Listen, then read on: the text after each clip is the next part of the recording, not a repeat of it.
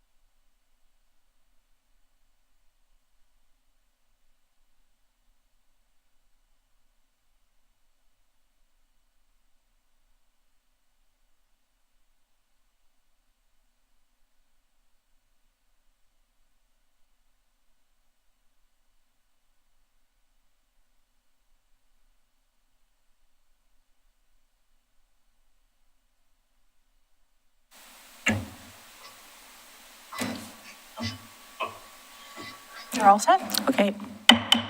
Good evening, everybody. This is a very joyous and momentous occasion, and it's one of the more fun things that we get to do at the commission meeting, but thank you all for coming tonight. So I'd like to call to order the meeting, Oregon City Commission, regular meeting, June 15th, 2022. And we will start with the roll call, please. Commissioner Rocky Smith, I'm here. Commissioner Adam Morrow, Here. Commissioner Frank O'Donnell, I'm here. and Commission President Denise McGriff. Present. All right. Would you all please stand and join me in the flag salute? I Pledge allegiance to the flag of the United States of America and to the republic for which it stands, one nation, under God, indivisible, with liberty and justice for all. Thank you, everyone. So tonight on our agenda under item 3, under ceremonies and proclamations, we have 3 items. And first, we will have the oath of office for new Oregon City Police Sergeant and officers. And I'd like to turn this over to Chief Band. Good evening, Commission. Everybody's here. I'm going to introduce everybody who's here to some degree briefly and a little bit of a backstory. I do want to say 2 things really quick. Hiring today is extremely difficult in policing, and I've been frustrated by it. I think we all have, and I'm not saying this because their families are here, but I can honestly tell you, looking at this group that's here that we brought on board, they're as talented a group. I'm really excited about the future of this department, and so the challenge is in the number of people we're having to go through to find the right candidates, but I can tell you these are the right candidates, and we just really have a super talented group of young people who are coming into this department. The other thing I'd say is families, if you're if you sign on to take this profession on, so does your family. So every family that's here in support of our officers are as dedicated to their work and to this community, and so I just want to acknowledge that we know that. We think about that every day when we're running this place and taking care of our folks. And so we certainly appreciate you as families who have also obviously been committed, whether you wanted to or not, to the law enforcement profession. So I'm just going to briefly go through some of the people who are going to be, I guess everybody who's going to be swearing in today. So Officer Levi Lossley, his wife Annika, sons Elias and Liam, his dad Tyson and stepmom Susie, and his in-laws David and Sherry. Levi was hired in May of 2021, and he's an Army veteran. Denicio Vega was hired in October of 2021. He's also a National Guard veteran. His wife Magali is here, and their kids Luke, Olivia, and Troy. Kevin Carlson started as a reserve with us in 2011. He was hired as an officer in 2012. Went to Gresham for a short period of time in 2015, and he came back home to us in January of 2022. His wife Megan is here, his in-laws Fred and Sue, and a good friend of ours retired from Gresham PD, Terry O'Keefe. Evan Brousseau. Evan started in 2017 in Multnomah County Sheriff's Office in the jail, was hired in Portland Police Bureau in May of 2020, and he came to Greener Pastures in April of 2022. His fiance Sarah's here, son Aiden, and mom and stepdad Karen and Randy. Officer Juliana Bradal started with Portland Police Bureau in 2019 and came to us in April of 2022. Her husband Joe is here, parents Jeff and Karen, in-laws Steve and Vicky, and all 4 grandparents are here as well. And finally, we're also swearing in a Sergeant Chris Conkey. So he is Sergeant is our first line supervision, the most important supervision position that we have at the police department. Was just recently promoted in April of 2022. Started as a cadet with Polk County in 2003, hired as a deputy in Clatsop County in 2006. We hired him in 2017, and has been a detective for us as well. His wife Allie's here, daughters Madison and Jordan, and parents Kurt and Debbie. I think that's everything. So I think that's everything. And so if everybody wants to come up front here and we can, Sure. We'll do Mayor will swear you in. Officers Chris Conkey first, since he gets to say something different.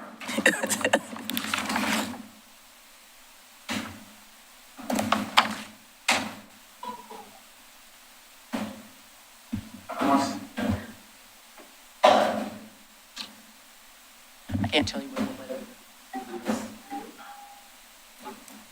Right, so I state your name. I, Chris Conkey, Do solemnly swear that I will do solemnly swear that I will uphold the law and support the Constitution of the United States and the state of Oregon. uphold the law. You might have to let me read that. That was a pretty long one. Uphold the law and support the Constitution of the United States and the state of Oregon. I will abide by the law enforcement code of ethics I will abide by the law enforcement code of ethics and the department's rules and regulations and the department's rules and regulations while faithfully performing my duties as sergeant for Oregon City, Oregon. while faithfully performing my duties as sergeant For for Oregon City Police Department. Oregon. Congratulations. Thank you.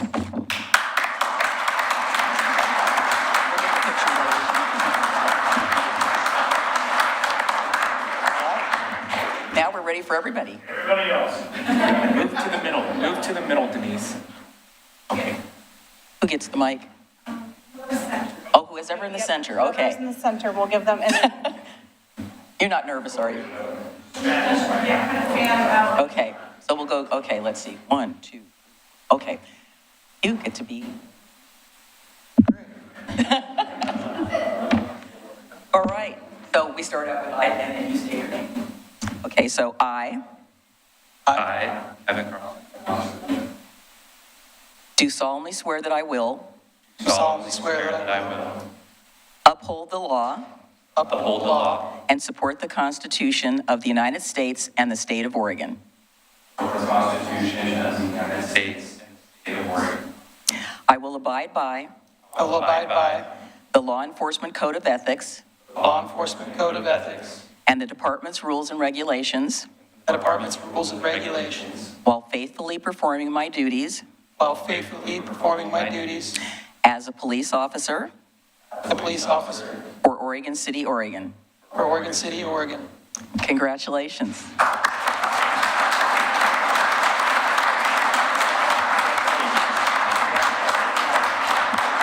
Congratulations. So nice to see you. Congratulations. All right, so we're ready for the passing of the ceremonial certificates? Yes. Oh, you can do it. Kevin? You got them in the right order? It's a test. He can open them and look at them.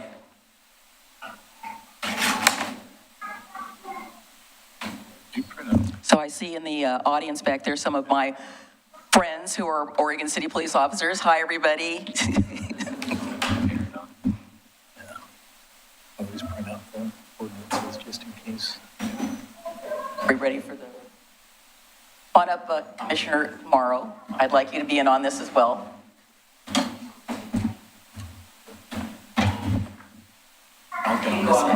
So switch together a little bit.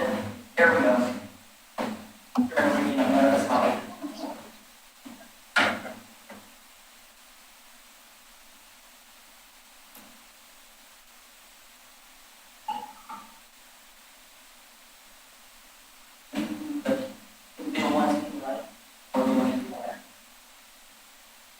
I also want to do shots of the back of the officers. We'll get out of the way. Photo shots, photo shots. Come on down, feel free. Yeah, just come on, do it. We're good. It'll look awesome.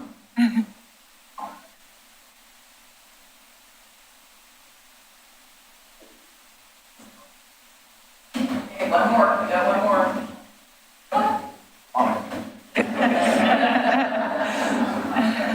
I apologize.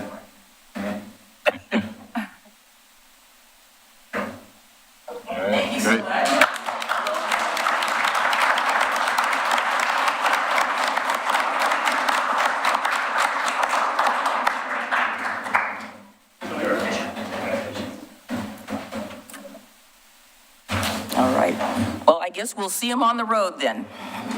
Thank you, everybody, for coming and sharing this very joyous occasion. And Rocky, thank you for being here in person. And Frank, I hope you got to see this.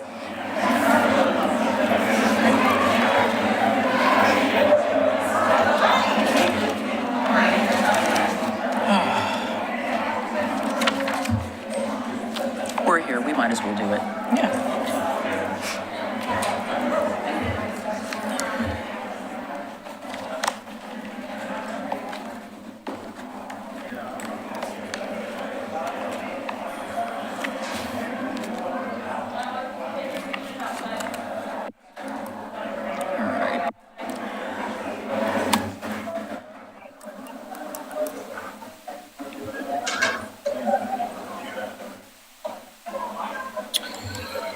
Well, is it getting online here or is it Okay, we're having trouble with Wi-Fi, just know that we're having trouble. the city's website isn't Tony opening up? can't either. Yeah.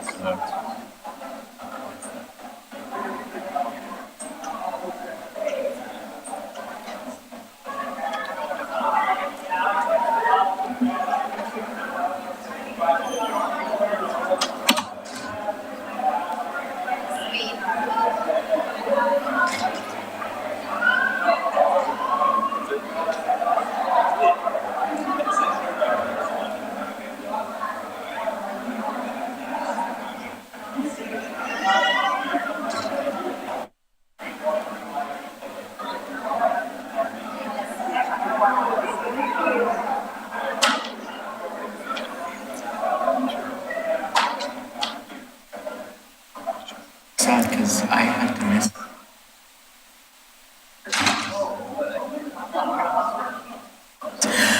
All right. Okay, well, next on our agenda is I'm going to move to do the appointments for the Diversity, Equity, and Inclusion Community Task Force. And I'll wait till Mr. Foyles gets back to wherever he needs to be, since he's introducing this. But did you get onto our Wi-Fi? Oh, no. We're trying to get onto our network. Okay. That was like majorly exciting. Yeah, but we have the password. We're going to have to do that too.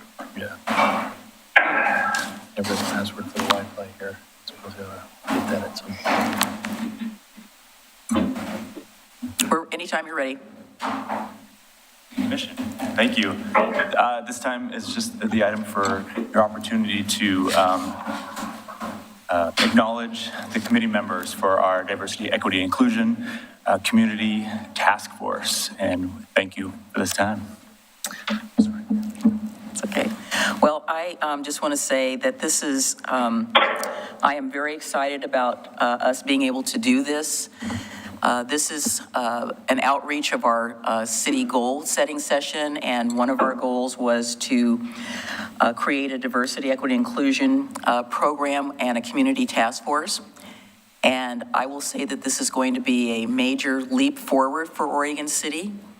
We've not really ever done anything like this before, but it's time that we do it. And so we are all going to have to take a leap of faith, be a little bit resilient, be a little bit vulnerable, and we'll see where this goes. There's no real outcome to this. No set defined outcome. The community task force will be helping us with this process. There are going to be, as Mr. Foyle stated, some community workshops, so the community will be invited, and we will be able to have some discussions, and we'll be led by our consultants, MGT.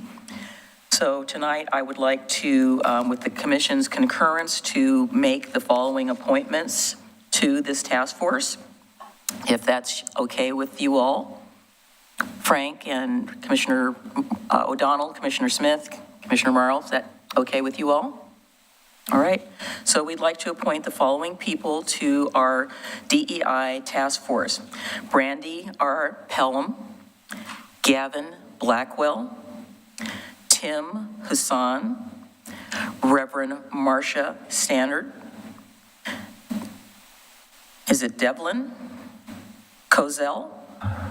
Heidi Blackwell, Dawn Novinger, Rosa Walker, Linda Smith, Julie Ann Painter, Darcy Southwell, Dakota Hupford, Tima Carlson, Christopher Lewick, Katie Baker, Carla Laws, Victoria Meinig, Julie Hernandez, and Greg Arnold. So we look forward to seeing you do your work, and thank you on behalf of the community for volunteering for this very important effort. Commissioner Morrow, did you want to say anything, or Commissioner Smith or O'Donnell?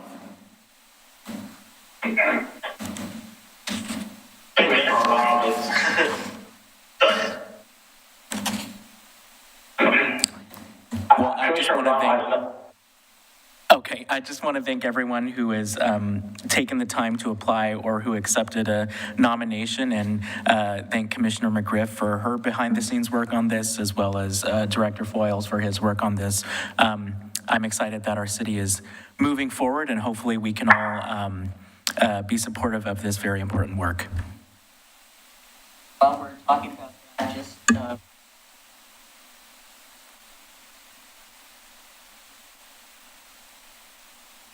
we'll be celebrating Juneteenth at the Library Park from 2 p.m. to 4 p.m.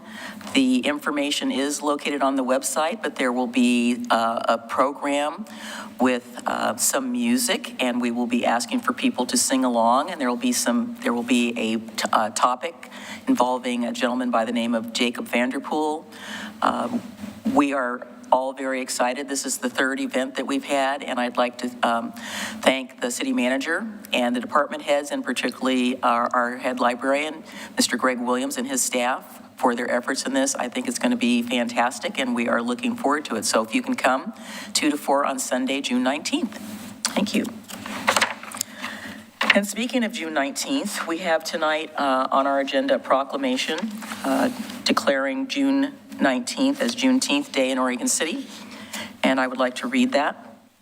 Whereas President Abraham Lincoln signed the Emancipation Proclamation on January 1863, declaring the slaves in the Confederate territory free, paving the way for the passing of the 13th Amendment, which formally abolished slavery in the United States of America. And whereas word about the signing of the Emancipation Proclamation was delayed some 2.5 years to June 19, 1865, in reaching authorities and African Americans in the South and Southwestern United States. And whereas Emancipation Day observations are being held on different days in different states in the United States and other parts of the nation. And whereas June 19th has a special meaning to African Americans, and so-called Juneteenth, combining the words June and 19th, which has been celebrated for over 150 years. And whereas Juneteenth centered activities have taken place to promote and cultivate knowledge and appreciation of African American history and culture, and whereas June 19th is a day of reflection and a day of renewal, it is a moment in time not only to appreciate not only the African American experience, it is inclusive of all races, ethnicities, and nationalities.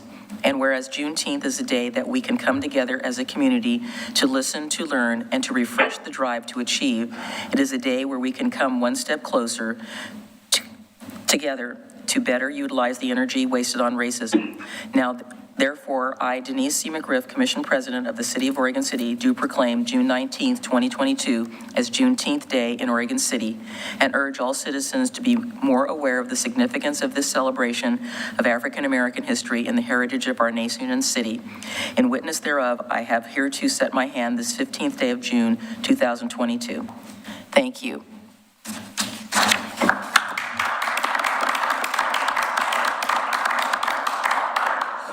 All right, thank you so much. So we're on to item number 4, which is citizen comments. And Dee Dee Dahlstrid, would you like to come forward, please?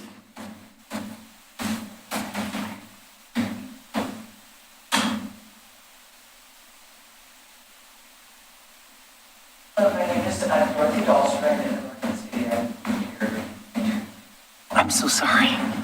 Yeah, make sure it's turned on. My name is Dorothy Dahlstrid. I live in Oregon City since the mid-'70s. I'm here to speak to our commissioners tonight and our city staff that we are watching our Enrod properties being developed and canyon properties that are now being threatened for development and for sale. I can't stress how important it is for us to protect our en-rod areas and be mindful of our canopy, but we need to have on retainer, if not on staff, a city forester.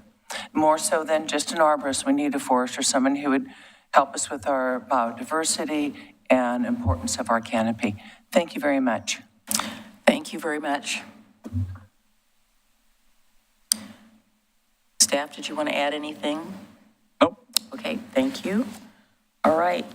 So we have, there are no presentations this evening that I'm aware of. So we have the adoption of the agenda. Is there anything on the agenda that anyone would like to pull? We have items 7A through D. If not, I would like to entertain a motion for approval. I'll move to approve the consent agenda. Second. Okay, it's been moved and seconded to approve the consent agenda. Would you do the roll call, please, Mr. Rostovich? Commissioner Rocky Smith, Aye. Commissioner Adam Marl, Aye. Commissioner Frank O'Donnell, Aye. and Commission President Denise McGriff. Aye.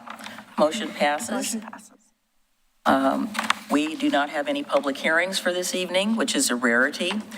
We'll move on to item 9, which is general business. We have an update of the City of Oregon City's Emergency Operations Plan, the EOP, effective 2022 to 2026, and I presume that is Chief Band. Yes, ma'am. Good evening, Commission. So we've got a presentation for you. This is, I'll tell you up front, this is intended to be an update about our manual. It's not a deep dive into emergency operations. I'll answer any questions you have, but it might bring some curiosities about emergency management in general, and if so, I'm certainly happy to meet with you one-on-one or come back for a longer presentation if that's something that interests you.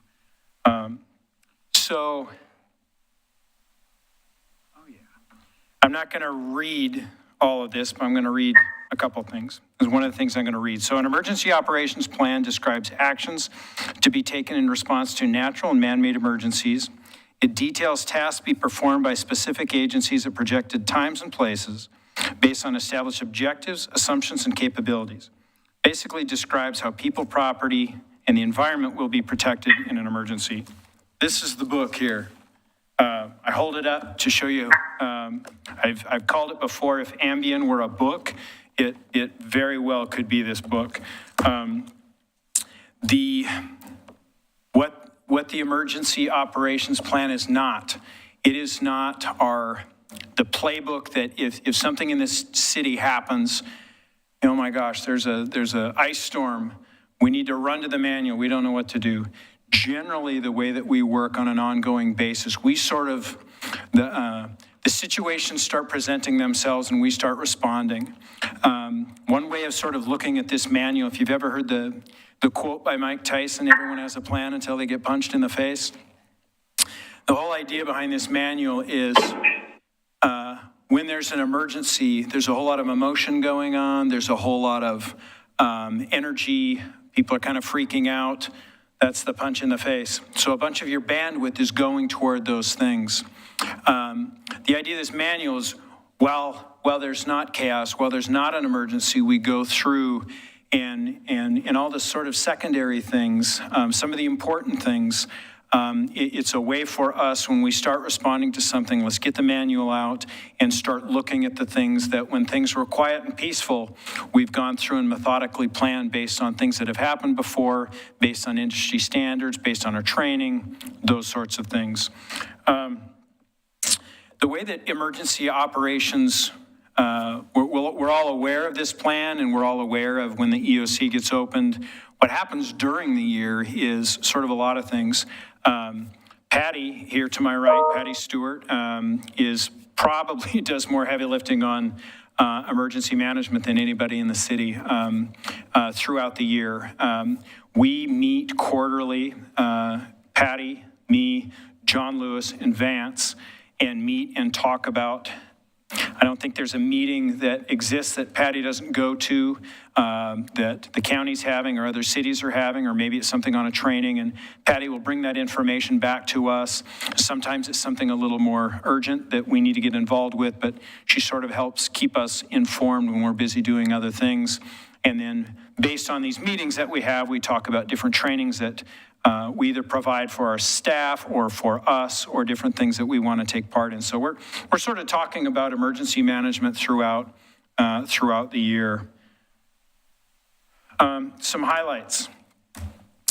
Again, not to completely deep dive this, but just to give some context to people who are listening, maybe to us talking about this for you, but some highlights of what this manual provides to us.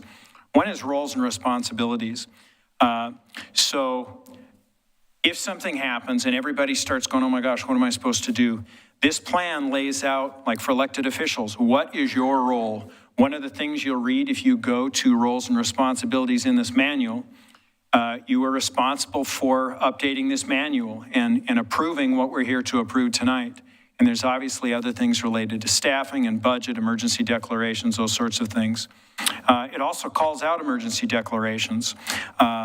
Emergency declarations, which people have heard before, in larger scale events, if say we want some help from the federal government or from the state or from the county, generally if we're reaching out for mutual aid, it usually requires that we have declared a state of emergency. It also allows for, big brushstroke stuff here, it allows us to maybe do some things in a way that we might not do them otherwise in terms of purchasing. We might not have the time in an emergency to go through an absolute procurement process like normal. We might be forced to hurry some things, and an emergency declaration affords us some of the rights to do that. Incident command structure is something else that is throughout this book in terms of emergencies. That calls out, so the best way to sort of understand ICS, if it names certain things. So say during the ice storms, where every city's got an emergency operations center going, the county does. If there's a position called logistics, and so just an example, a logistics person's in charge of resources. And so if we have a need, we would go to whoever was in charge of logistics in the city, and they would have a track of what resources we had available. Say there were resources we needed and we didn't have them, but we needed to reach out to somebody that we were working with. You know, it was the city of Gresham or Clackamas County. Our logistics person would reach out to the logistics person in Gresham or Clackamas County to see if we could get those resources. So it's a way of, as we're all doing things together as a team, knowing who the go-to people are and what their function are. And there's a whole lot to that. Also forms. There's a lot of forms that we need to be using. Incident action plans for days, ways of tracking things. So down the road, if we're looking for FEMA reimbursement on something, we've been doing the forms that we're supposed to do to make the process of getting that reimbursement done. So this manual calls out a lot of that sort of stuff. It calls out mutual aid agreements, which are basically ways that we can work with community partners to share resources. Other sections that you'll see in that manual, there's a functional annex. There's functional annexes, there's 4 of them. And incident annexes. There were 12, and we're adding a 13th in this update. Functional annexes are, again, big brushstroke stuff that kind of call out different things. If say, finance in the city, if they want to know as a finance director, what is my responsibility in an emergency, you can go to the first functional annex and see what we're going to be looking to, how we're going to be looking to engage you in an emergency. Incidents are specific to, obviously, to incidents, whether it's an earthquake or a fire, flood, those sorts of things.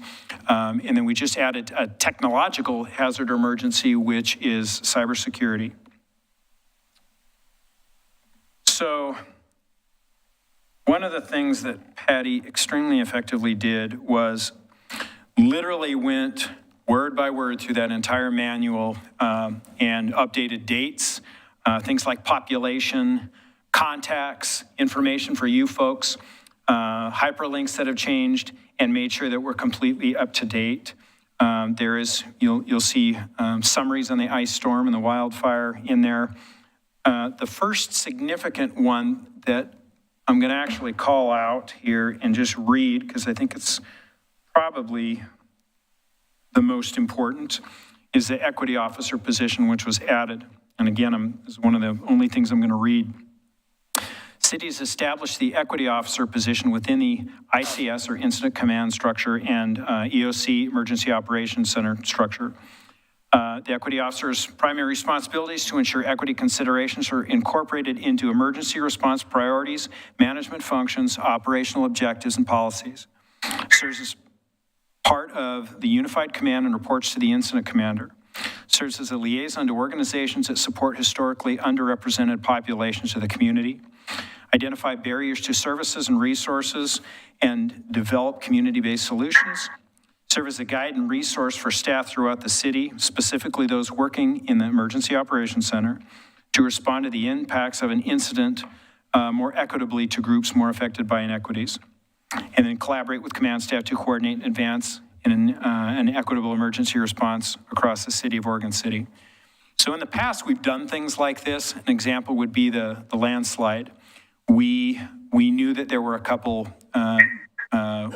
there were people down in the apartments there that did not have transportation. They might need to move things. So we had a shuttle system going between the site there and the shelter that we had set up.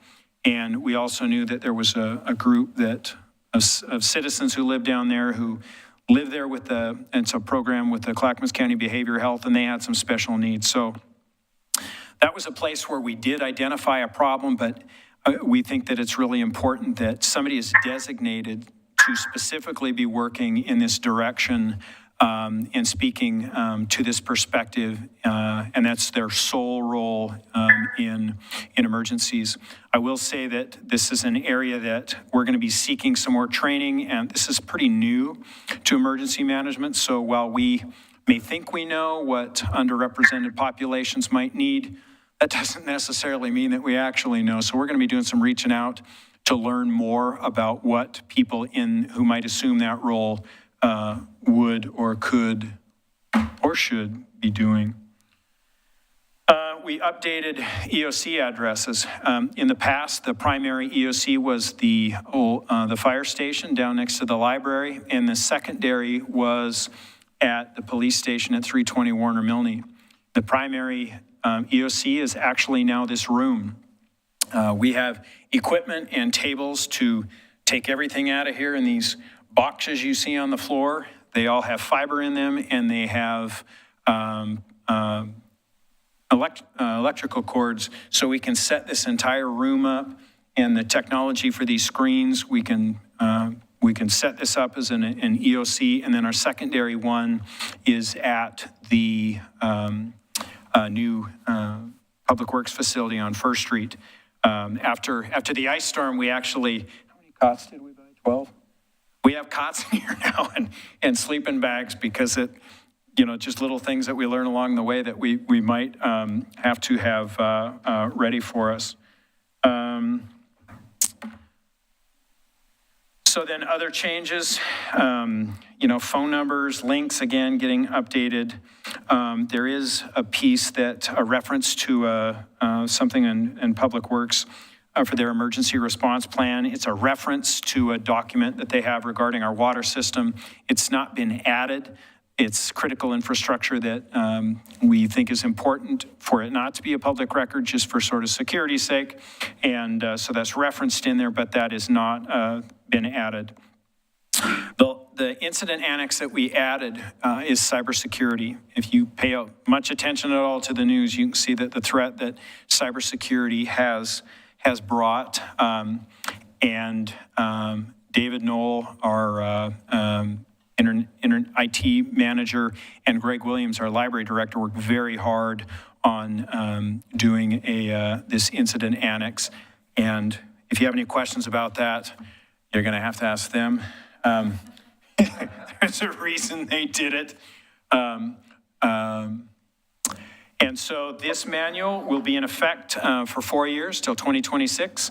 And I'm willing to answer any questions that you may have. So when do you start doing the update? So like a couple of years before, or maybe the year before it is due to expire? It's usually, we're talking about it a year before, and then really starting to hone in 6 months in advance. What in the past, the city has used vendors, but it doesn't. I just don't think we need that. I think the incidents don't change that much. The majority of what we need this for does not change that much. And then our biggest thing is sort of waiting to see what the county's manual looks like, because we work with the county, and they are our biggest partner in emergencies. And so we start sort of looking to see when they're going to finish their manual so we can really nail in on ours.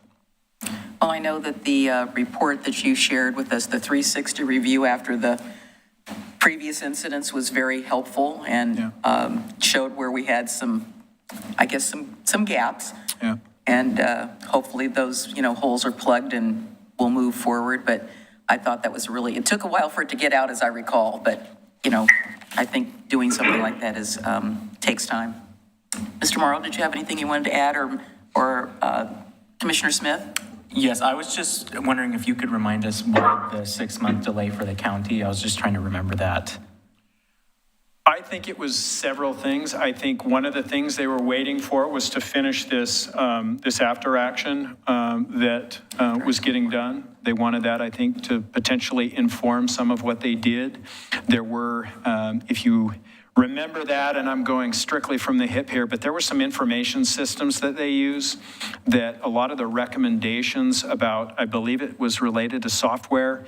There were some recommendations about how people use that system that I think was a pretty major part of that. And so I think they were waiting for that to get finished to inform their manual. It didn't necessarily affect our manual, but it did affect theirs. Okay.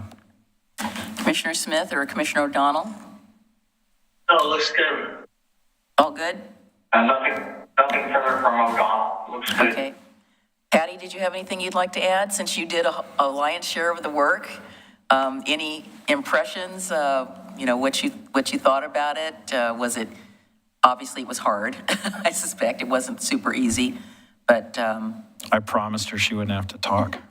You promised her she didn't, yeah, well, I'm sorry. She's gonna kill me. He didn't tell me that, so you can blame me. I didn't tell him I was gonna call on you.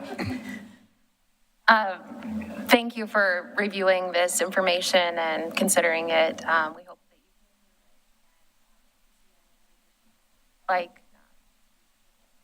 but I feel like we've done a really good job as a group, and it should be ready to go. Yeah, well, you did the lion's share of the work, so we're gonna follow your lead. I don't believe we need to do anything in terms of approving this or anything, do we, Mr. Conkle? We do need to approve it? Okay, all right. So I would like to entertain a motion for us to, do we want to say adopt this document? That'd be the correct.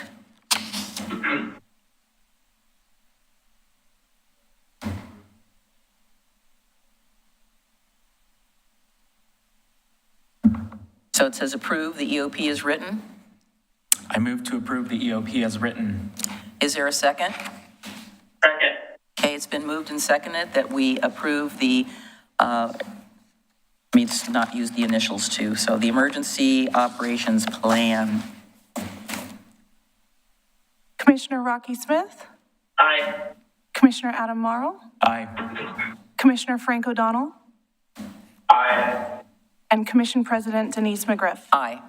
Motion passes. All right, thank you so much for all of your work on this on behalf of our community. We'll be a lot better off because we have this, and hopefully we're not going to have any more incidences going on in our world. All right, so next we have a resolution calling forth the concerns of the City of Oregon City with regard to the impacts of I-205 tolling project. Mr. Conkle. Thank you. The commission asked for a resolution for their consideration to identify their position as it relates to the I-205 tolling project. The Oregon Department of Transportation is moving forward with development of the I-205 tolling project as part of the I-205 improvement project. City of Oregon City Commission, among many others, has expressed opposition to the tolling plan as currently laid out, and the proposed resolution would make an official statement on the issue outlining the various negative impacts and consequences of its implementation. The negative impacts of tolling the I-205 corridor from Stafford Road to Oregon 99E include traffic congestion, unequitable economic impacts, detrimental traffic diversion, and environmental consequences. Be happy to answer any questions you may have. Any discussion? Mr. O'Donnell or Mr. Smith? So, Commissioner O'Donnell would like to add some things after we go through this and approve it. I have some statements to make and a request. We're having a really hard time hearing you, Frank. That doesn't surprise me. I'm on maximum volume. Can you hear me? Get your microphone right up there. Not my microphone, it's the sound system there, so.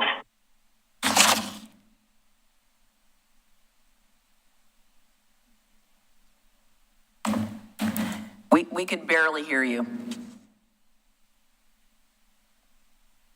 Well, that's unfortunate because I've got it right next to my face. Well, that's wrong. I'll hold it like this. I said I'd like to make some statements and a request after we go through this item. Okay, I think you said something He wants to make a statement and a request after we vote on the resolution. After we vote on it. Okay, perfect. All right. Mr. Smith? No, I'm good. Are you ready for a motion? All right, let's have a motion to adopt this resolution, and then we're going to send this to everybody. We're sending it to ODOT, Transportation Commission. Who else would we recommend going to? The C4 group? Any other suggestions? Westland Council requested a copy for reference. Transportation Commission, yeah, I said Transportation Commission, yeah. Not only to the staff, but to the Oregon Transportation Commission. I think Robin MacArthur is the chair of that currently. I move to approve resolution number 22-26, calling forth the concerns of the city of Oregon City with the impacts of the I-205 tolling project. Is there a second? Second. Second by Commissioner Smith. Are we reading this? Okay, no, we don't need to read it. Okay, would you do the roll call, please? Commissioner Rocky Smith? Aye. Commissioner Adam Morrow? Aye. Commissioner Frank O'Donnell? Aye. And Commission President Denise McGriff? Aye. And let the record show that this was unanimous. Also, if we could send a copy of this to our colleagues in West Linn, they've already approved this, but I was speaking with Commissioner Baumgartner, and she saw that it was on our agenda, and I said, yes, we'd get a copy over there. All right, Commissioner O'Donnell, let's see if we can hear you. Well, I hope. I had occasion to speak with our counterpart in West Linn, and I understand how our system works, that we direct the city manager, and he gives direction to the city attorney. So I'm asking my fellow commissioners to join me in directing the city manager to direct the city attorney to explore grounds to bring suit against ODOT on the basis of the very things that are stated in this memo, such as economic harm to individual and business, possible reduction in real estate values, which we should explore, inequitable application. Why are they not pulling I-5 or 217 or others? Why was this simply selected? It's regressive. It's a regressive tax. It's effect. It affects those least likely to pay. We may need to do some research and find out how, because they have failed to demonstrate the ability to mitigate traffic impacts. And if we need to direct our own traffic engineers and work in coordination with West Linn and other cities to demonstrate failed intersections, we should do that. We should, if there's a means to bring suit, if nothing else, get their attention. we should join with other cities and other impact areas to pursue a bond lawsuit, which I think would get their attention, because as it is, we can talk all we want, and they're going to continue to move forward till such time as the thing becomes a reality. So I'm asking us to direct our city manager, to direct our attorney to see. Okay, I think we got 90% of that. Mr. Geisman? Yeah, thank you, Commissioner President McGriff.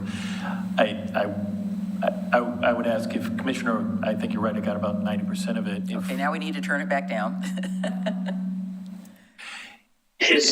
One suggestion might be for Commissioner O'Donnell to, it sounds like, write it up or send a written thing if this is something the commission wants to pursue, so that we can see what he's suggesting and respond to the suggestions he's making.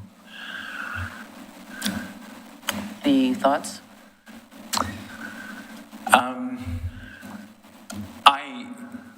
I'm open to having a conversation about what the city attorney thinks the viability of such an undertaking might be.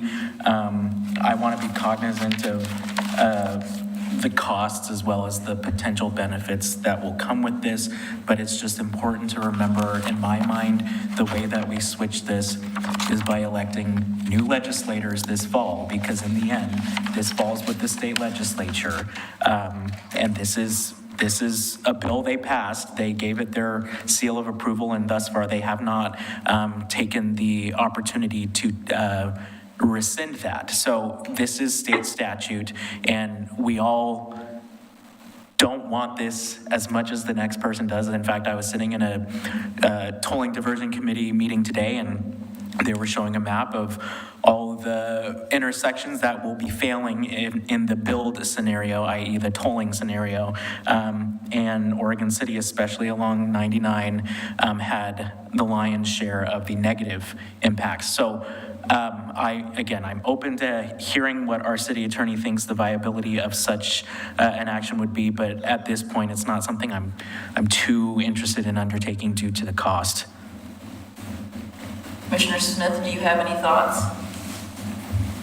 I'm definitely open to it.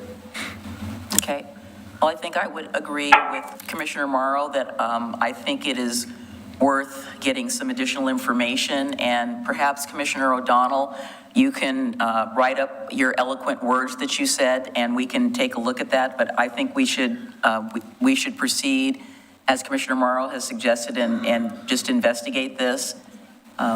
I think all of the jurisdictions. Pardon? I believe the clock is running, and I know that West Lynn is already they're running it by legal advice, and I know if we have to join with others, we can share in the legal costs. And I think until you get ODOT's attention with something that could potentially block the project or at least delay it, all they're going to do is keep going while they give the impression of listening to you, while they are in fact not listening to anybody. So I realize there's items to be gathered and information to be gathered to be presented, such as the impact on the intersections, which they seem to just don't even consider. I think things like the impact on real estate, I think things like the negative impact on economics, both our individual and business, and like I said, a potential reduction in real estate value, and possibly the inequitable application of the choice of I-205 versus other avenues. Why not do others? 217, I-5, and both crossings of the Columbia River. So, I think its impact on those least likely to pay is severe, and I think we need to get their attention. And I believe that we should start working on this, because meanwhile, this juggernaut is going to roll right over.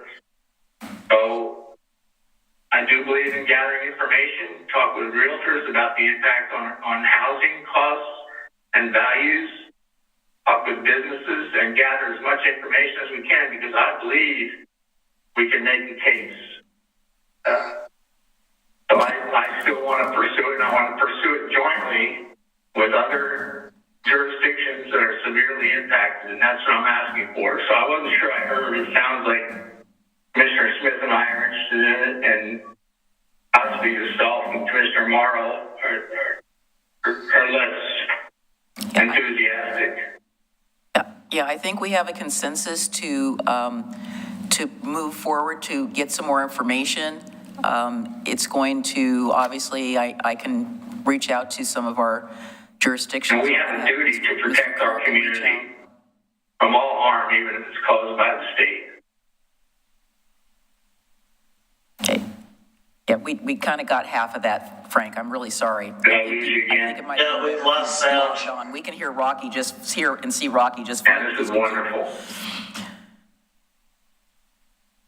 So we have a consensus that we will gather some additional information and have it come back to the commission for further discussion. All right. Yes, Commissioner Smith? Commissioner Smith, you and I can hear each other, but we can't hear them. Yeah, I can't hear anything.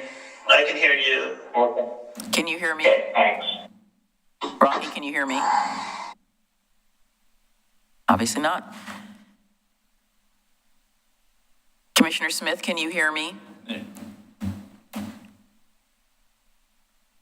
I think AV muted. Let me make sure he unmutes again. Oh, okay. All right, you're back. Can you hear me? Commissioner O'Donnell can hear you. Okay. All right. So we are on to the next item, which is item 9C, 2021 Heritage Tree nominations. And this goes back to our Community Development Director, Aquila Hurd-Ravitch. Unfortunately, Chair, I could not hear the disposition of the last request. You didn't hear the disposition of the last request? No, I did not.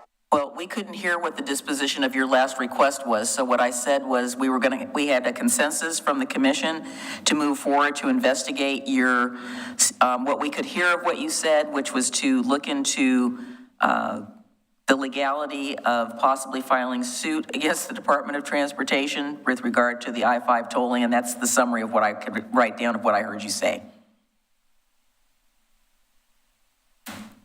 So what we were saying, that's part of it. if you have any of what you said kind of written down or even some notes, that will help us. I do, and I'll submit them upon my return. Maybe one of the requests ought to be do something about the sound system that will allow us to conduct business remotely. Thanks. If you want to move on to the next item, I'll remain silent. Okay, go ahead. Okay, thank you. Good evening. First, I'd like to thank you for your patience in bringing these nominations to you. It took longer than in past years. And that was mostly due to just staff changes in community development, but we also needed to visit 2 advisory committees, so it took a little bit longer. So tonight we have the 2021 Heritage Tree nominations. Thank you. Thanks, Lisa. And so I'll go over the Heritage Tree process, then review the nominations and talk about the Natural Resource Committee's recommendation. And then there's time for questions, discussion, and action decision from the commission. So the Heritage Tree process is a voluntary process on public and private property, and any resident of Oregon City can make a nomination, and the applications are then reviewed by staff. Trees that are on city park property go to Parks and Recreation Advisory Committee for an advisory opinion, and all of the nominations go to the Natural Resource Committee. And then the last stop, which is where we are tonight, is the City Commission for your vote to either approve or deny.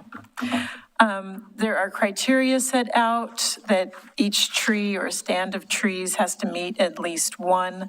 The tree or stand has to be associated with an event that made a significant contribution to the city or associated with the life of a person or group of historic significance. The trees may represent a significant and distinguishable presence within the city. or they have an age, size, or species that are significant and contribute to Oregon City's heritage status. And there's two site conditions. One is that the tree species is not listed as an invasive species. And the second is that the tree is, if it's proposed on private property, the property owner has agreed to it, or public property, the city has agreed to it. And if it's in the right of way, then the adjacent property owner agrees to protecting the tree. So the first set of nominations are trees that are in city parks. There's a tree stand in Hazel Grove Park, a tree stand at Tyrone S. Woods Memorial Park, and then 4 trees at the Oregon City Swimming Pool. And all of these were nominated by a resident of Oregon City, and she submitted complete applications that met the municipal code.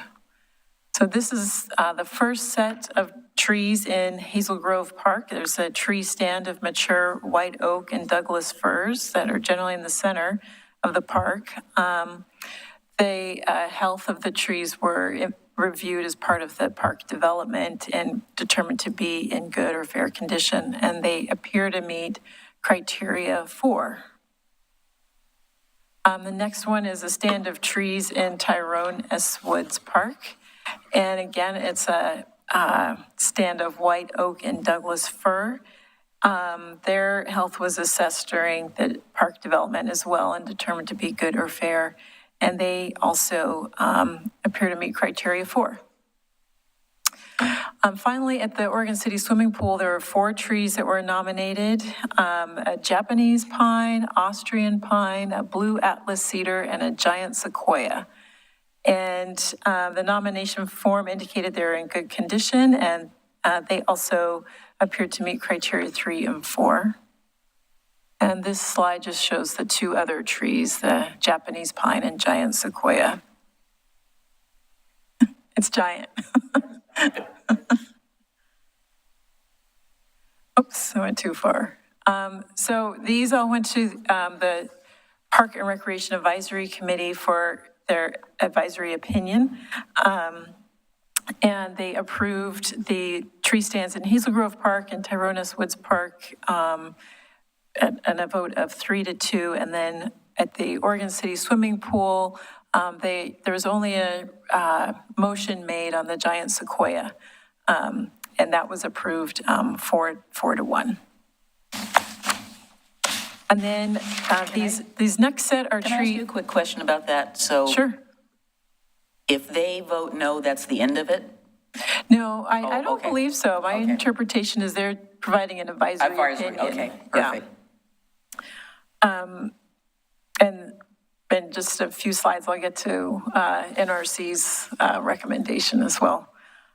So the next set of trees are on private property, and there's one on Pearl Street, one on Warner Parrott, and then 2 in the right-of-way on Holmes Lane and Rylands. And again, these were nominated by a resident of Oregon City with complete applications.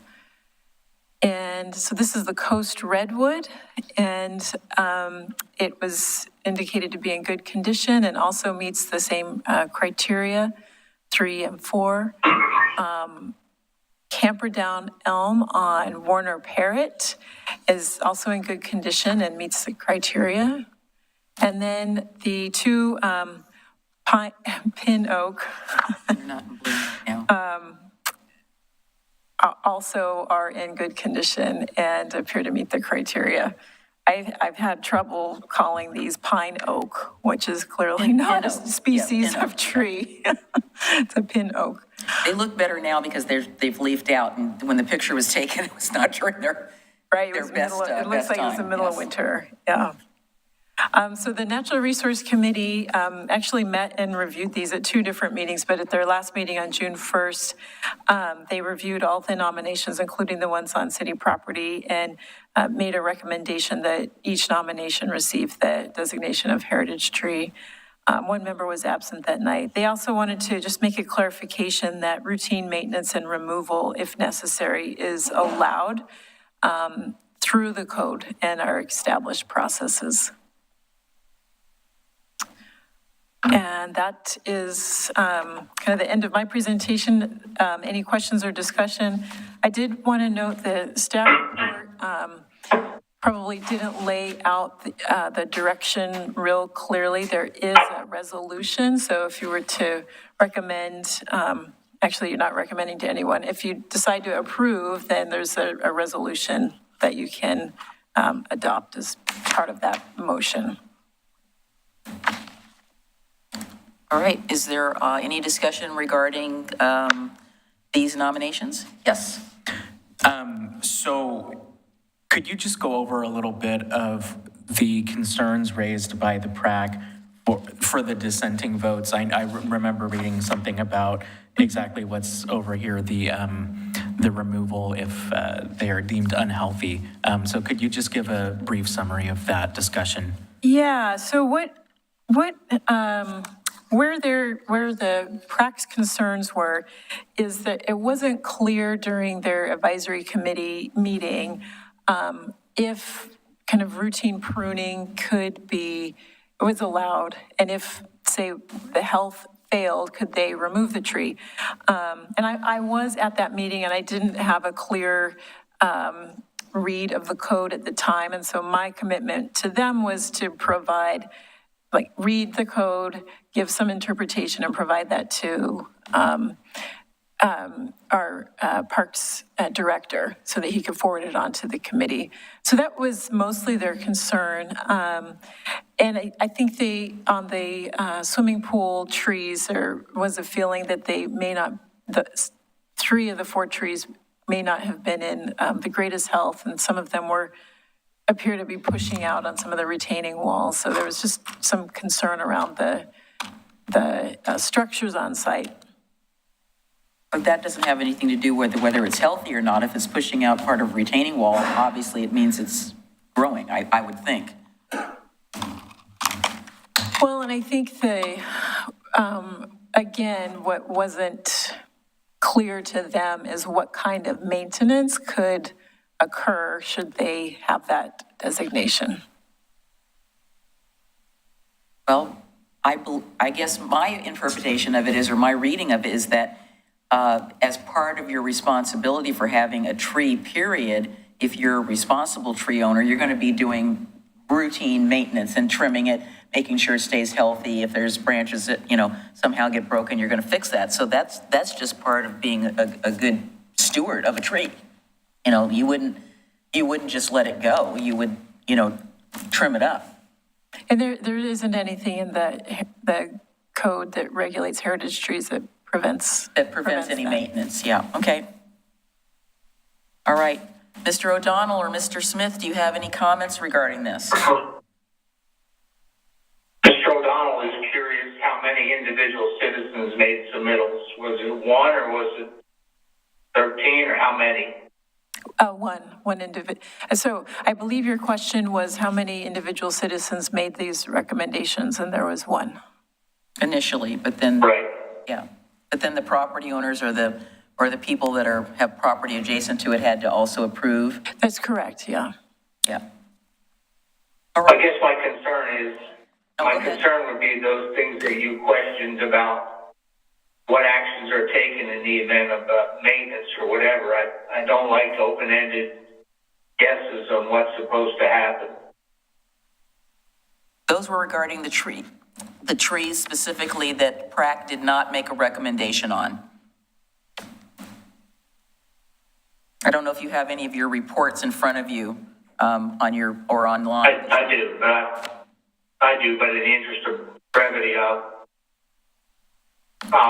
she's commenting. I just didn't get that. Did you understand what he said? Just now he said in the interest of brevity, he would cease comments. Okay, because I couldn't make it out, okay.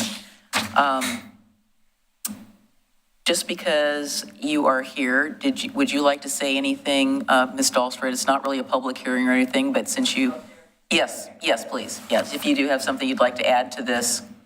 This is a lot of hard work, and on behalf of the city, thank you.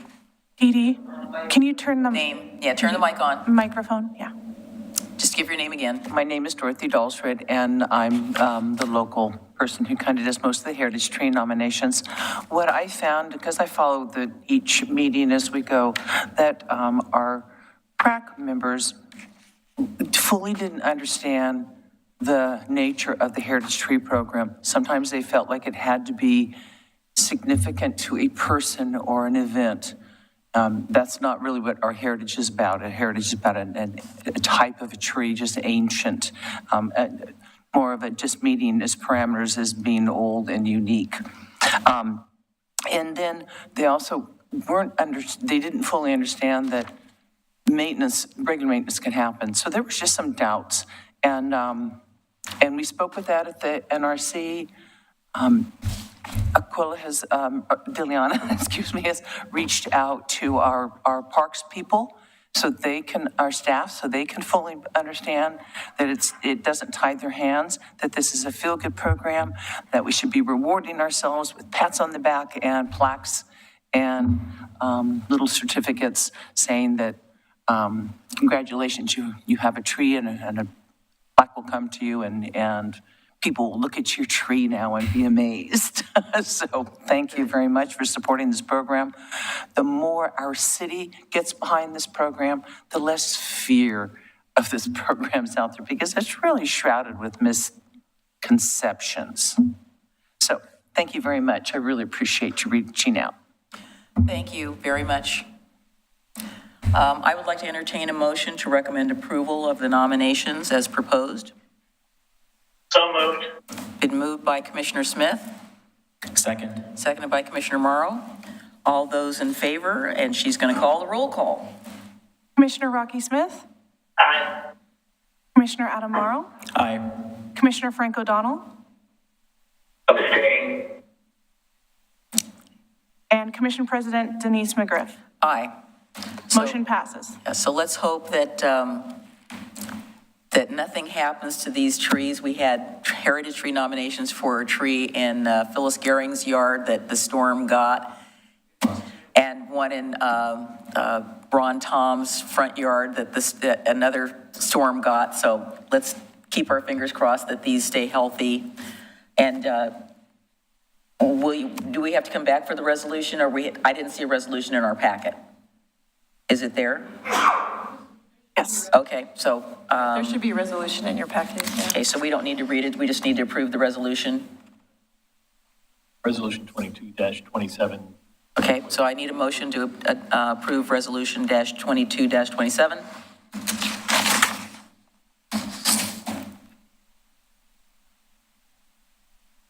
So moved. So, okay, is there a second? Second. All right. Have the roll call. Commissioner Rocky Smith, Aye. Commissioner Adam Morrow, Aye. Commissioner Frank O'Donnell, Abstain. and Commission President Denise McGriff. Aye. Motion passes. All right, fantastic. We'll look forward to those plaques. All right, item 9. Just clarification, was that first vote just the deciding for all those trees? Yes, that- yeah, okay. the ones that were recommended for approval, not Okay, the ones that. and then this yeah, one was the And then we're doing resolution 22-27, yeah. All right. Okay, so let's move on to item 9D, which is the Oregon City Entrepreneurial Opportunity Loan Program. That is a mouthful. And we have Ms. Griffin and Mr. Ram.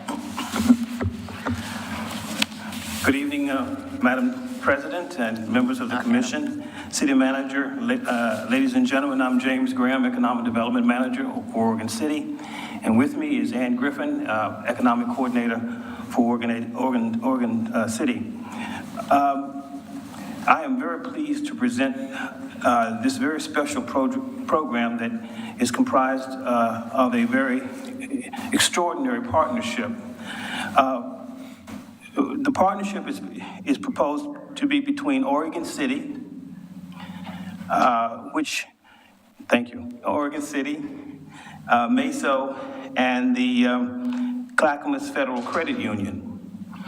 Oregon City, in terms of its duties and responsibilities associated with this partnership, is asked to contribute $50,000 to a fund and to market the program, and to sit on the loan review committee.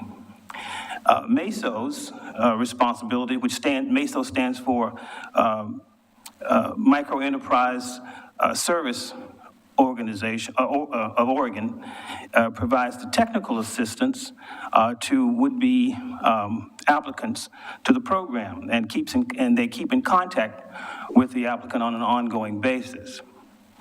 The credit union provides $50,000 in conjunction with the cities, making the total pot $100,000.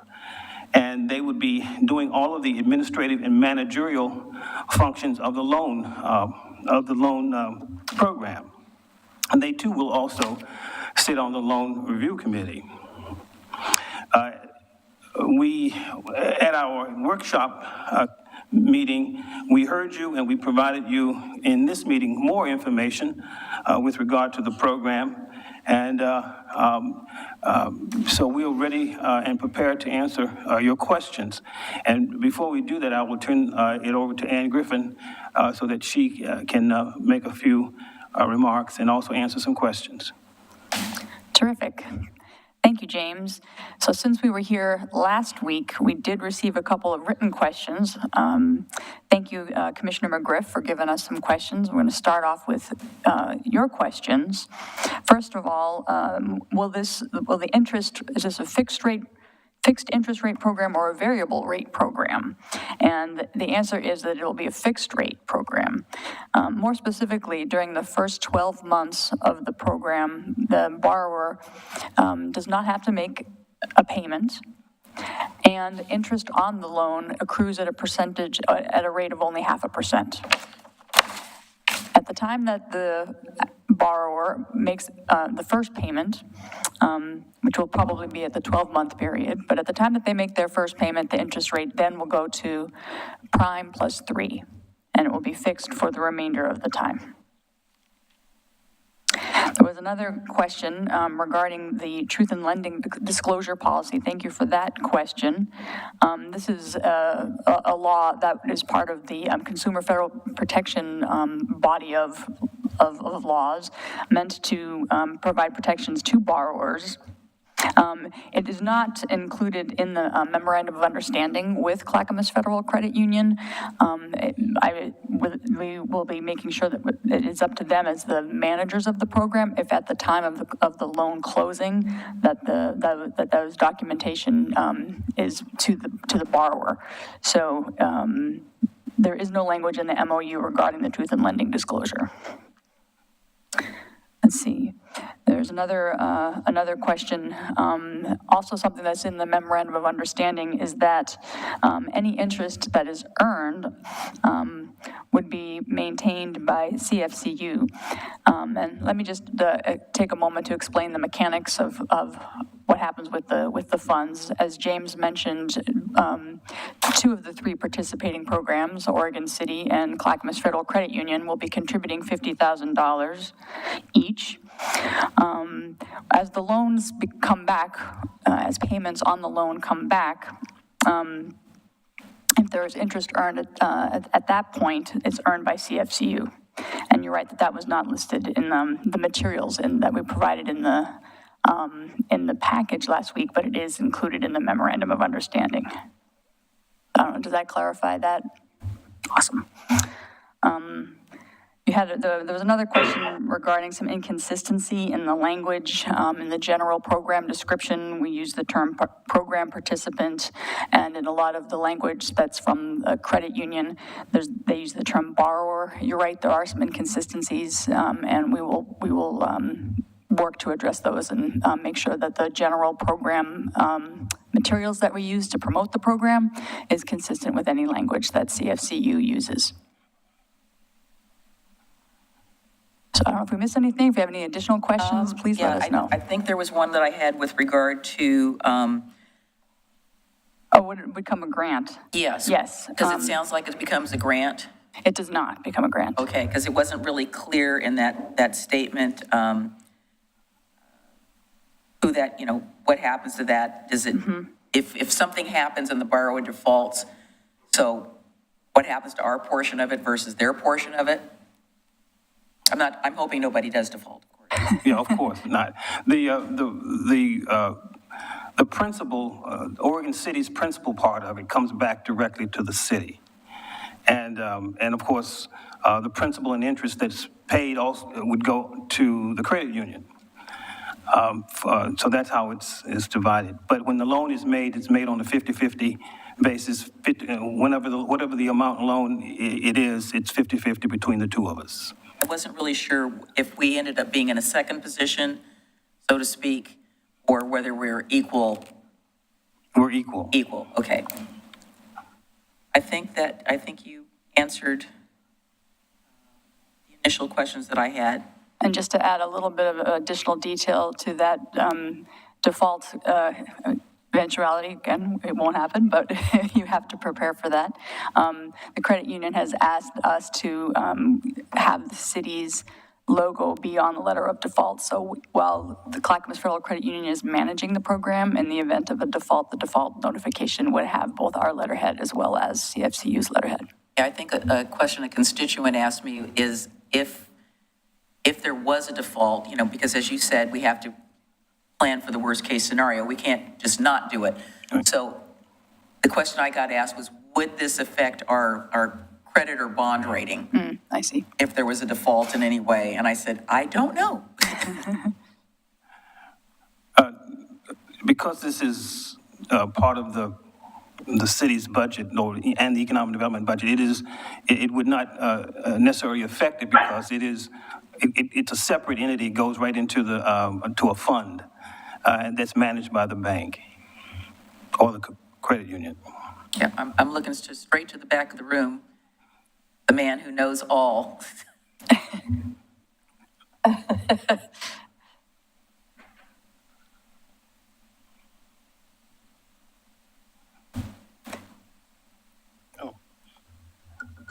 Frank, if you can't see this, Matt Zook is coming up to the microphone. Just to, Matt, I can't. Just to make sure I understood the question, you were asking if there was a default, would that affect the city's bond rating? Or credit rating, whichever. It would not. Okay. The bond rating for the city is based on its ability to pay its loans. It's loans. Debt, right. Okay, that's kind of what I thought. Yes.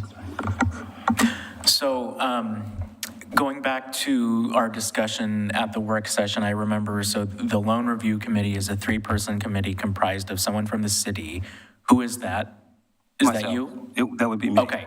And then the credit union representative, is that the one who came in to speak to us that night? Either her or her supervisor. Okay. And then what's the selection process for the third member, the accountant? The accountant, we'd actually put out a request from the the local accountants, and to see which one would like to participate.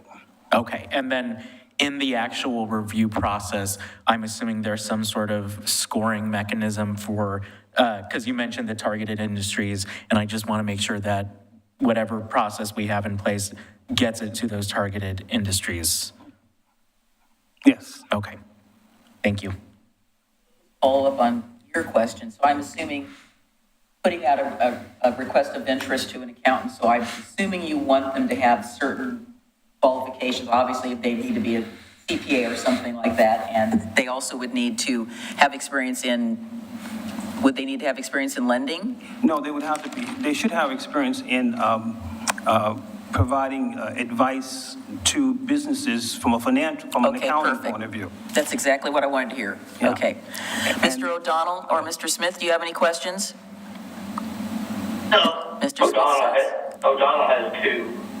Mr. O'Donnell, go ahead. I'm We'll try to surprised. listen very carefully to hear you. If you can hear me, I'm surprised that the credit union is the sole beneficiary of accrued interest and not just half of the interest. So we're saying we're going to allow them to capture all the interest in exchange for their managing the program.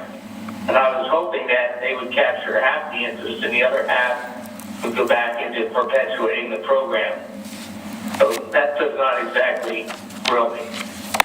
Second question is, are these all the costs associated issue with it. I heard Mr. Graham say about marketing the program. Will there be marketing costs that he's going to absorb in his budget? Let me answer your first question, and then I'll go to the second one.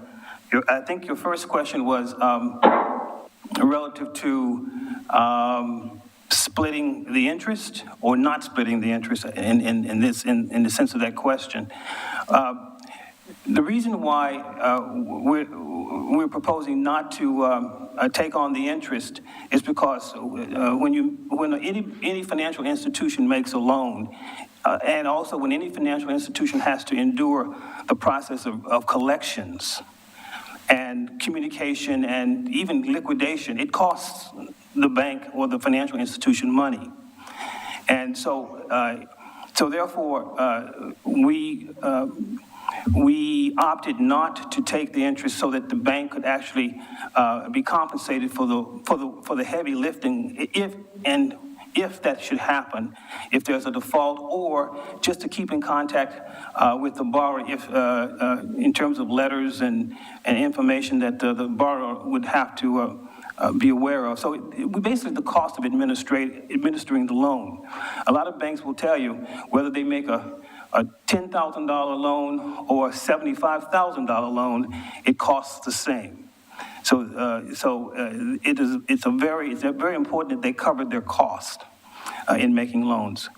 The second question I think had to do with, I'm trying to remember. It had to do with marketing. Yes.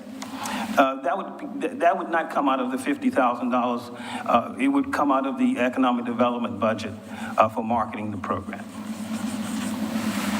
What dollar figure would you ascribe to that marketing program?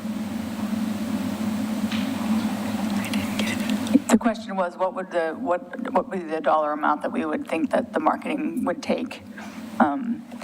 I would say they would not take a lot, because you're only talking about $100,000 and $20,000 at a clip. So you're talking about 5 or 6 loans. So that could happen pretty quickly.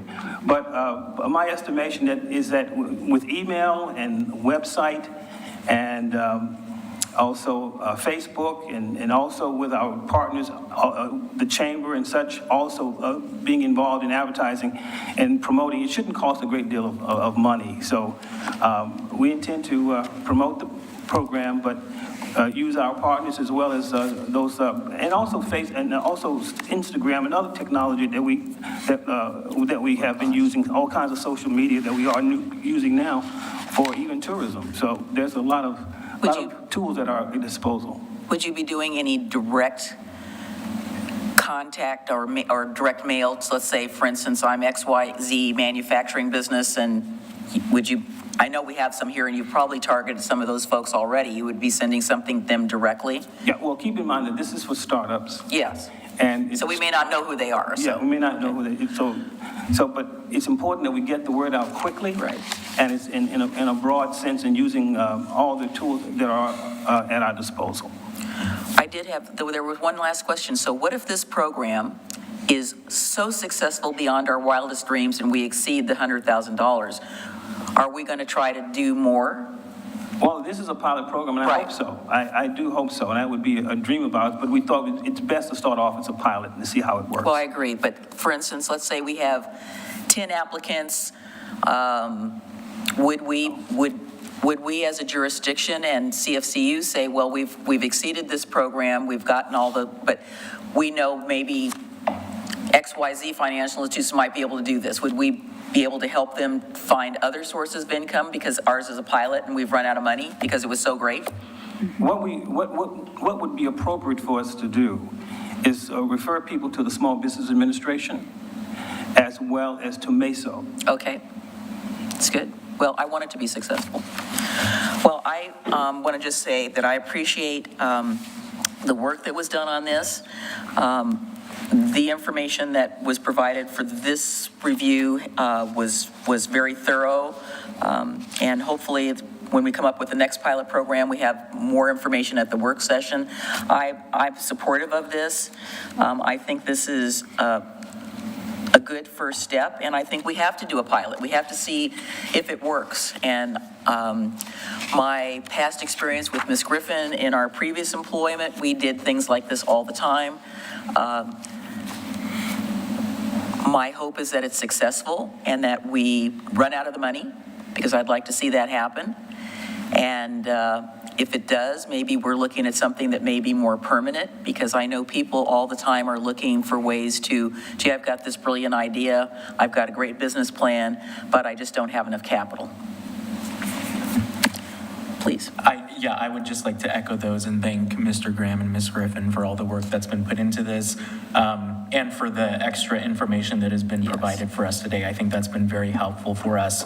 And I mean, just in the process of going through the comprehensive plan update over the last year and a half, it's been made abundantly clear that one of the biggest things that people appreciate about our community is the small town feel, and a policy like this is going to go a long way in preserving and expanding that in certain targeted areas. And so I'm excited to see what this department will do in conjunction with CFCU and MESO. And just thank you for all your hard work on this. All right, so I'd like to entertain a motion. I move to approve Oregon City's Entrepreneurial Opportunity Loan Program. Is there a second? Second. Okay, it's been moved and seconded. Commissioner Rocky Smith, Aye. Commissioner Adam Morrow, Aye. Commissioner Frank O'Donnell, Aye. Commission President Denise McGriff. Aye. So let the Motion record passes. show that this was unanimous again. Thank you. And we'll look forward to the next update. And thank you, Mr. Zook, for answering that question. All right, we're down to communications. Thank you. Mr. Conkle. Commission President. Yes. We have one just more thing. Moment. We approve the adoption of the agenda, but not the consent agenda. So I just want to make sure that we approve that. Yes, I before. said adoption of the agenda and the consent agenda. Okay, thank you. Just Yep. wanted to Yep. make sure I caught that. Thank you very much. I have no updates for tonight. Nothing new and exciting. We got all these new staff people in the police department. That's very exciting. I have nothing new to provide tonight. Commissioners, I think you already gave a little bit of an update on your committee meeting. So I've got a few things. I know what one of them is, and I'm trying to remember what the other one is, but hopefully it'll come back to me. But I wanted to just gauge what my fellow commissioners' level of support might be to, in the near future, for the next few months. I think it would benefit this commission to add another work session, possibly to the fourth week of the month when we don't usually have anything. I know that's asking more of us on a already very busy schedule, but with all the things that we have backed up and with all of the time that we spend on the economic development stuff and all the time that we will continue to be spending on the economic development stuff and then the comprehensive plan. I know there are just a lot of big things that are coming to us, and I want to make sure that we're not letting this get behind us and ensure that we're keeping up with our goals. I just wanted to throw that out there and see where other people stood. I know that most people are not welcome to another meeting, but yeah. Well, I think it's really going to be very staff-driven. So, do you want to get back to us on that? Yeah, I could certainly get back to the commission if it's something that they Wait a minute. move. It takes 3 people to go there. I know. I'm just saying, I'm just asking him his opinion. I was ready to call on you next. Go ahead. No, I don't think we need to be talking about that. You don't think we need to be talking about having an additional work session? Absolutely not. Okay. Commissioner O'Donnell? I'm not supportive of a standing second work session. I would entertain proposals for work sessions as needed, but not institute a standing work session, a second one. Did you hear that? Right, and that's not what I was suggesting as a standing thing, but I think in the next few months, looking at the things ahead of us, if we were to schedule a few special ones, not with the intent of making that a regular thing. Yeah, I didn't, my understanding of what you said was not that this would be regular, but that we have a lot on our plate, and maybe as needed, we might need to add something. I know we've got a request out from staff about the next urban renewal vision session, which is an additional, kind of makes for an additional work session in a way. In my mind, I see it as a fourth one. So I think that's coming up, but let's just keep that in the back of our minds, and I'll still ask you for your opinion, Mr. Conkle, as you just think about it, and you can get back to us later. Do you have anything else? Did you remember the second thing, or you want me to move on to somebody else and then you'll think of it? You can move on. Okay. Mr. Smith, do you have anything to report? Why don't you tell us how's it going? How was the conference so far? Well, we're at the American Waterworks Association conference, the ACE conference in San Antonio, and we'll be heading back tomorrow. Things wrapped up today. We'll probably give a report of some of the things that we attended, but we're here with two of the commissioners from West Lynn as well, and Southport Water, and I'll let Frank say a few words if he wants to, but we've had a good time here. We attended the public officials breakfast and caucus and several workshops throughout the whole week, last few days, and a lot of different events here. So we've enjoyed our time here. We've learned a lot, and heading home in the morning. Mr. O'Donnell. Well, given the technical difficulties I've had, I'm not going to comment further. I can hear Commissioner Smith very well, but apparently you can't hear us, so I'll decline to comment. Well, I guess I'll ask one question. Did we win any awards at South Fork? No, not that we've heard. Okay, well, just checking. All right. I don't really have much. I attended. Go ahead. No, go ahead. No, please. Okay. Go ahead. You thought of it, it might go away. I understand how those thoughts are sometimes. It's like you think of it and then something happens and then it's gone. Yeah, I just wanted to note that we finally have the Clackamas County election results in, and two of our ballot measures have passed. So I believe this November, we will be having a new election system for our commissioners. And then whenever it's officially certified, will the mayoral appointments one come into place? Yes, and so I'm trying to remember exactly how the election process works, but we should get a certification from Clackamas County, and that's typically presented, and the commission accepts the results of those ballot measures. And you're right, this November there will be a different election process, and that moving forward, appointments to Planning Commission and Historic Review Board will be made by the commission as a whole instead of the mayor. And so those will rotate as the positions come due, because obviously they aren't all going to change. So. That's correct. The way it's set up, the mayor is separate, but every 2 years, two commissioners will term out and two new commissioners will come in, and instead of filing for single positions, it's just everybody in one list, and the top two vote getters are elected commissioners. So yeah, so effective in November, I believe, what number are you? Four. You're four. Yeah. So 1 and 4, I believe. Yeah. So thank you to all who voted. Yes. Thank you for that. All right. And one day we'll get those certifications, so to speak. Someday soon. Yes. So the only things I have to report is that the Citizen Involvement Committee talked a lot about Neighbors Night Out, and that is August the 2nd. Is that correct? From 5-ish to 8-ish, and it's going to be here, or is it EOT? EOT. Okay, it's at the end of the Oregon Trail, so they talked a lot about that, and they want to make sure that people can come and staff the booth and talk to the folks that are going to come out, which is great. So that was really good to hear that we're going to resume that again.